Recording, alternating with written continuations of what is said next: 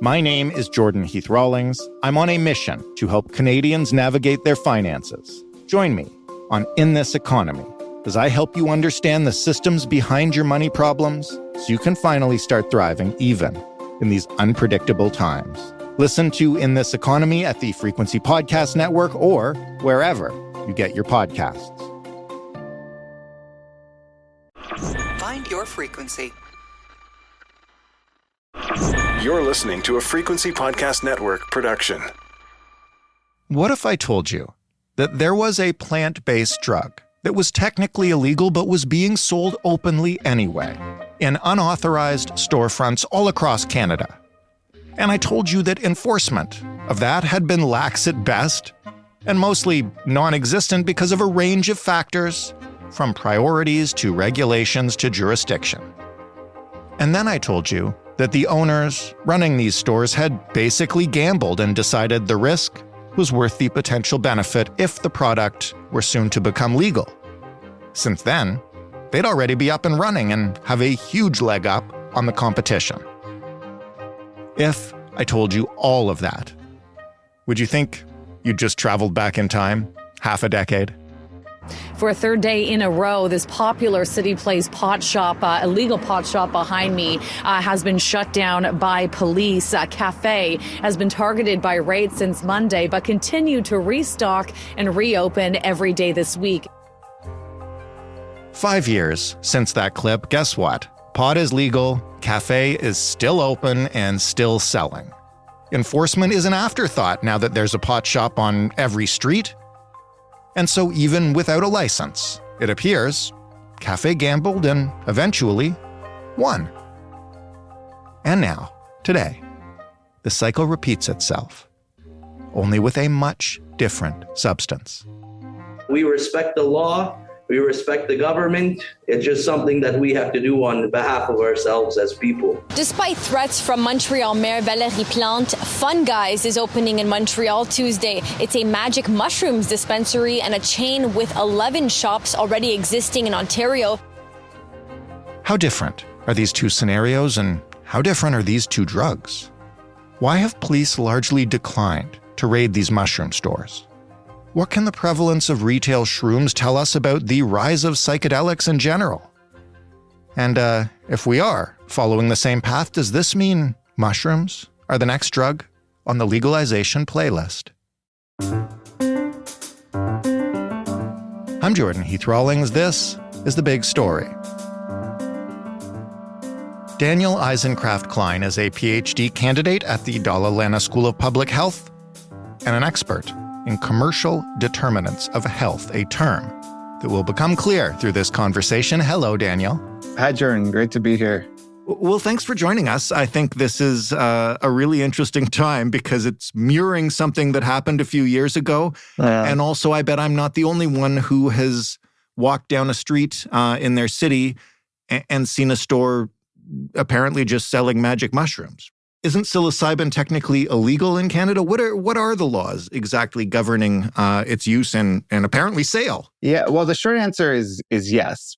It is illegal. Possession, trafficking, cultivation of psilocybin is entirely illegal in Canada unless authorized by Health Canada. That's the official line. So it's prohibited under Schedule 3 of the CDSA. I'd emphasize, though, there are a lot of qualifiers here. There are still plenty of options to legally access psilocybin in Canada.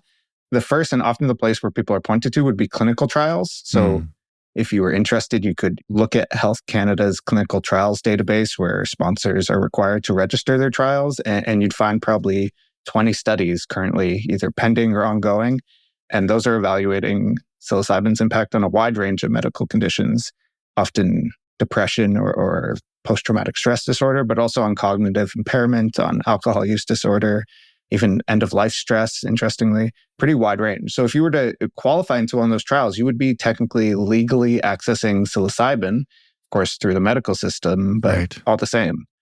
Then as of 2020, also, there's a small number of individuals that could get legal access for therapeutic use through exemptions under the Drugs and Substances Act. Those are case by case, and they're quite slow moving, but there are quite a few people still waiting, from my understanding. It is technically another way that people could legally access through this exemption. And then actually, finally, there's a lot of qualifiers here. As of last year, through what's called the Special Access Program, doctors now can apply for psilocybin for patients with what are deemed serious or life-threatening conditions when other therapies aren't working or certain other conditions aren't met. If you live in BC, that's where Health Canada granted an exemption under, again, the CDSA to decriminalize 2.5 grams of certain drugs. And that included opioids, crack and cocaine and methamphetamines. But it also included MDMA, which does have psychedelic properties. So that is different than psilocybin, but it's technically a hallucinogenic drug that is currently fully decriminalized, at least for possession, probably temporarily within part of Canada. But none of those exemptions are a big storefront that says Fun Guyz on it, where I can just walk in and grab magic mushrooms if I want to pay for them. Do we have any knowledge of the extent of retail psilocybin or mushrooms in Canada right now? Others may have better data on this. I'm not aware of anything definitive, but I could point someone to at least 30 retail stores in Canada and maybe a dozen websites that tomorrow you could access in Canada where they're selling psilocybin and often a number of other psychedelics. So I don't think we have a great sense of the market, especially online. It's difficult to track, but 30 retail stores operating in any given day, it's significant. This might be a very simple question, but how are they operating if what they're doing is illegal? So often what's happening is, I know the rules around zoning are perhaps the most exciting thing I could talk about for your listeners. But we love that on this show, actually. Well, perfect.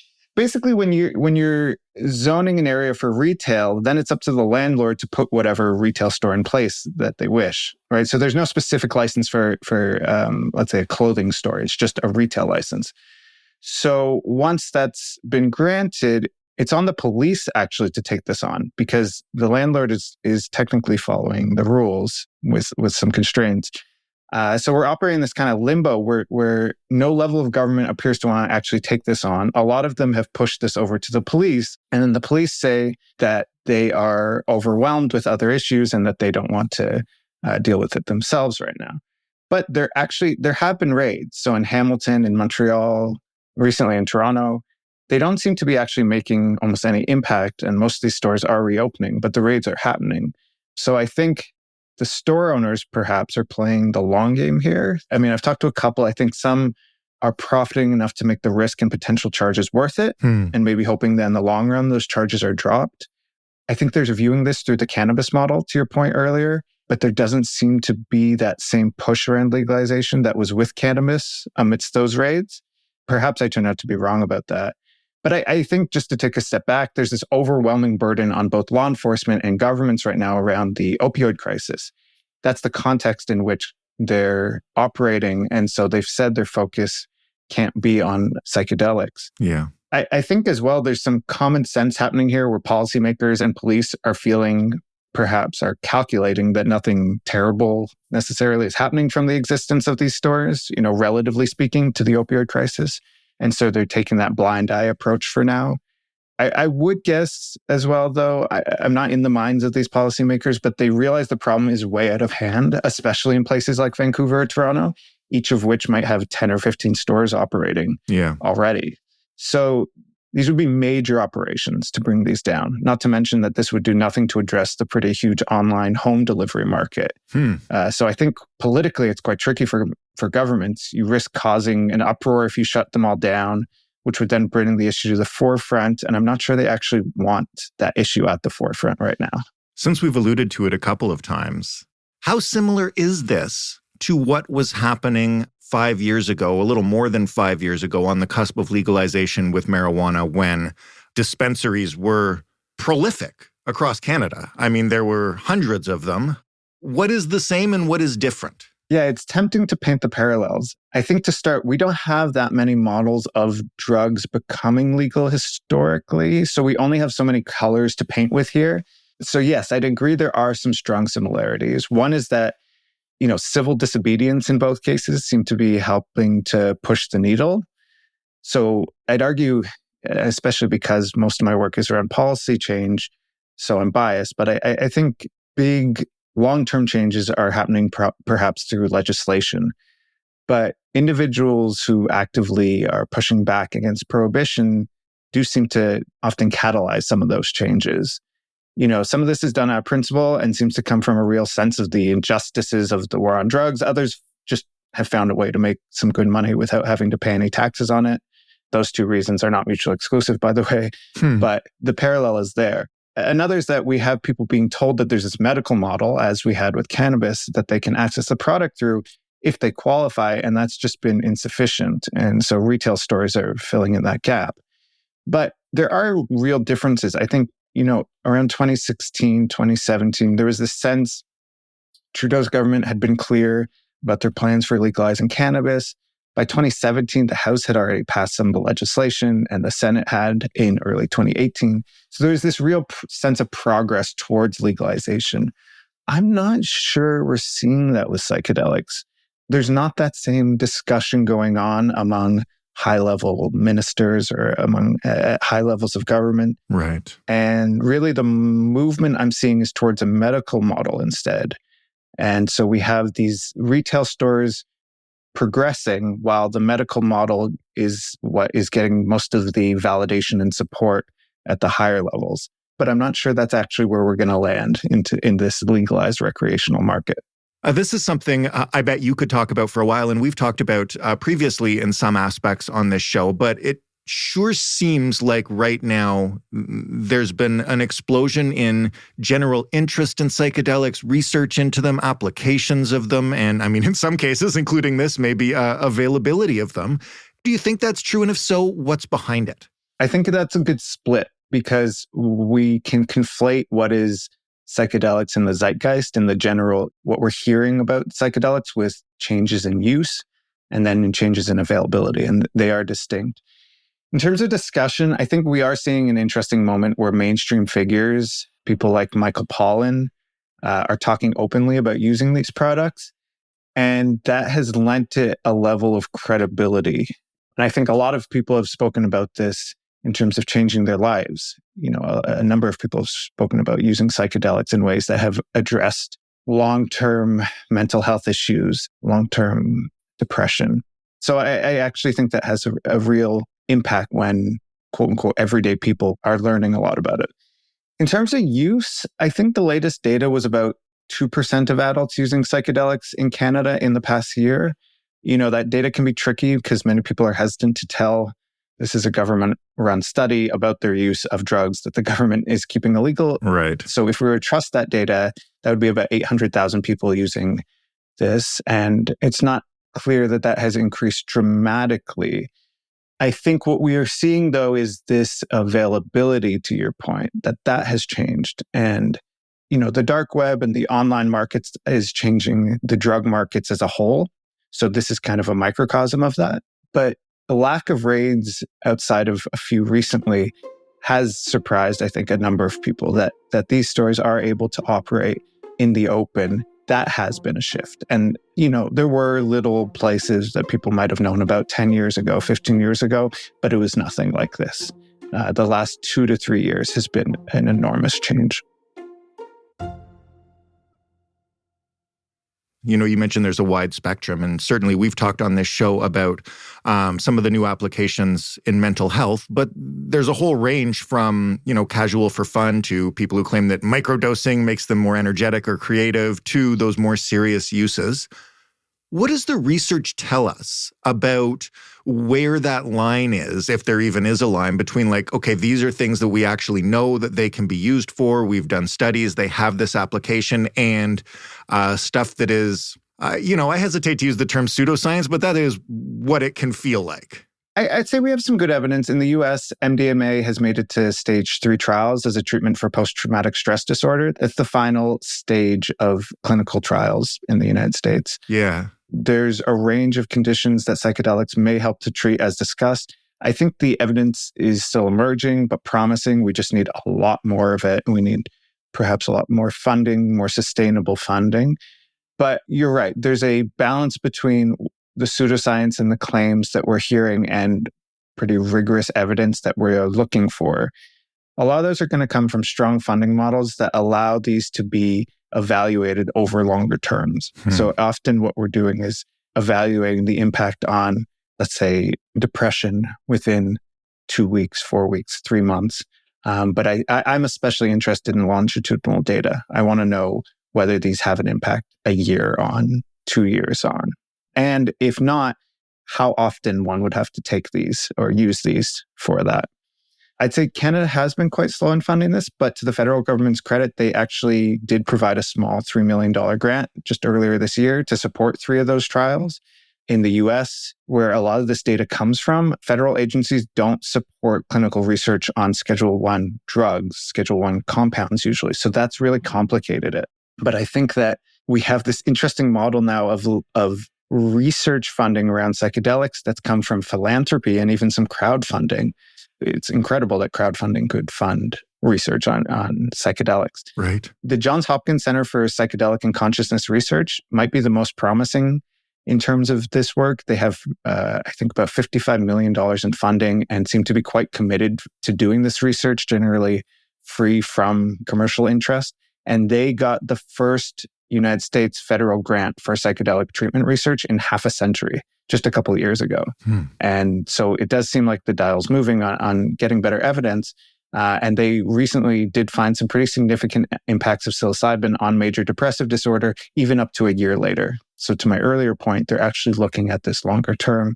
I don't get the sense that they're especially biased in terms of finding that it is making an impact. I think they really are interested in figuring this out either way.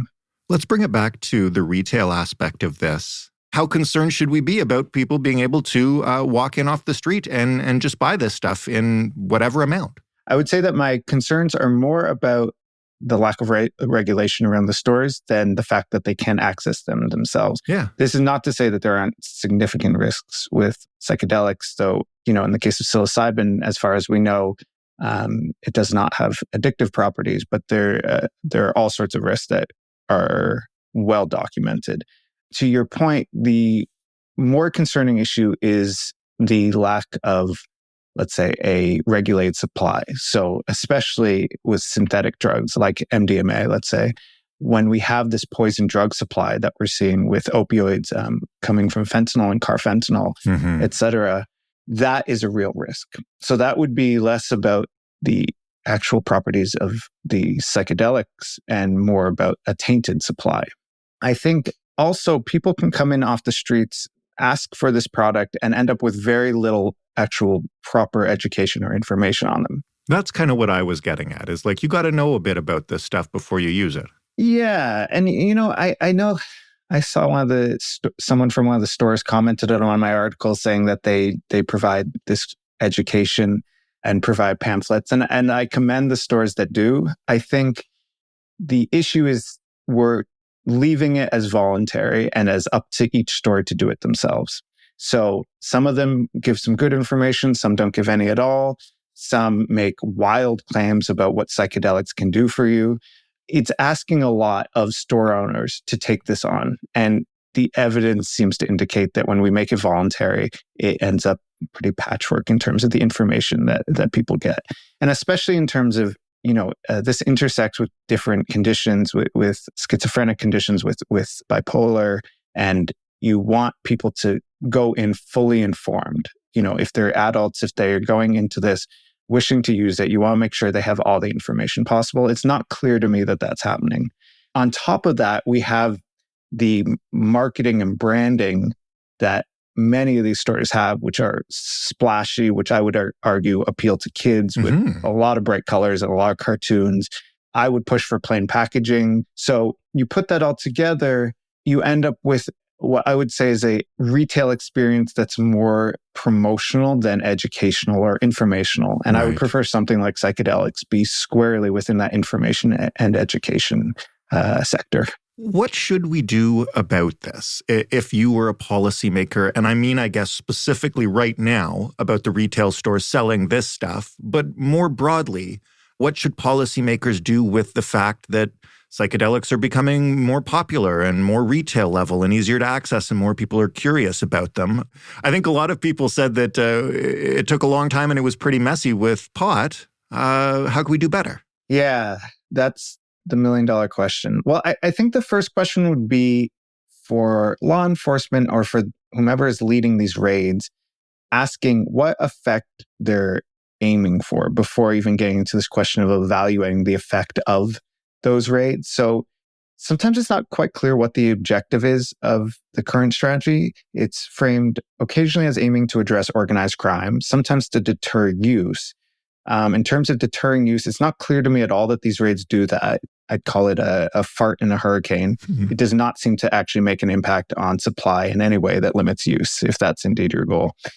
In terms of addressing organized crime, it may make some impact, but I think it's a piecemeal solution that really does very little compared to truly bringing in a regulated market. You know, we saw this even with Project Claudia, that largest raid in Canada ever on marijuana dispensaries. The majority of charges never even went to trial. It's easy to lose sight of this new model of cannabis legalization in Canada, which we so often take for granted, has been the thing that really made that dent in the impact and influence of organized crime. Mm-hmm. So that's something to think about when we're thinking about psychedelics.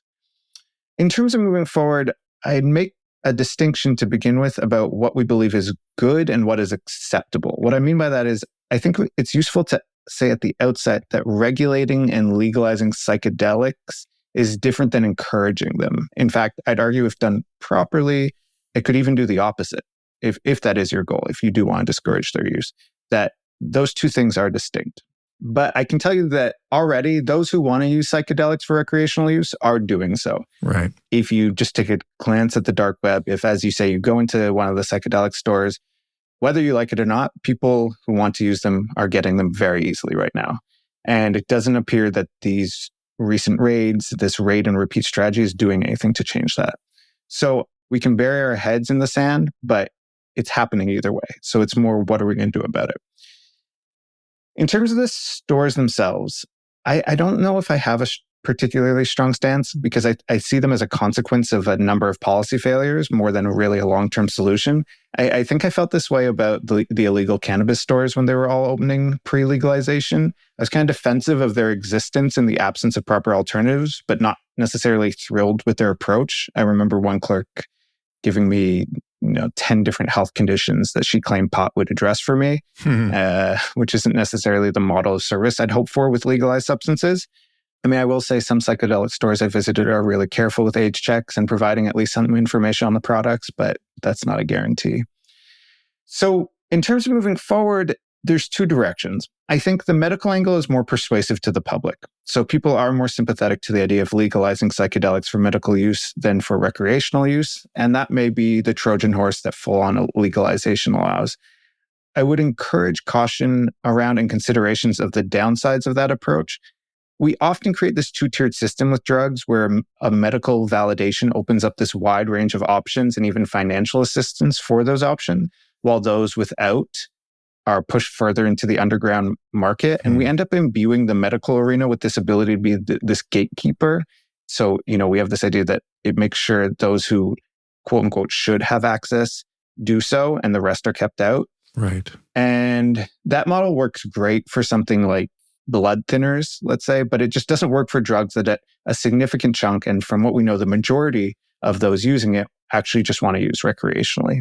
And I guess that's where I'm getting back to the pragmatism. It is ignoring reality if we just shove this into the medical model. That said, especially as it seems more likely that the Conservatives will win the next federal election, from what I can see, the only progress I can imagine in the shorter term is around going through the medical system. Mm-hmm. And I think as we do that, the next steps would be looking at the burden of these exemptions and how difficult we've made it in terms of those who are trying to get access to psychedelics.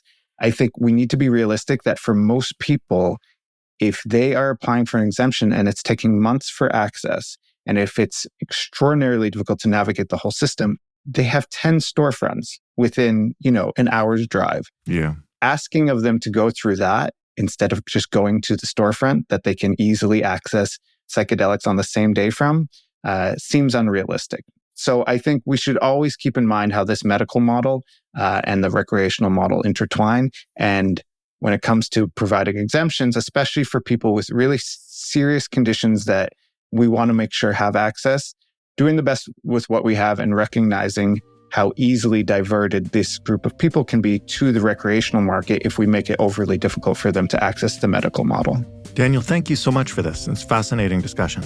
Yeah, thank you, Jordan. Thank you so much for having me.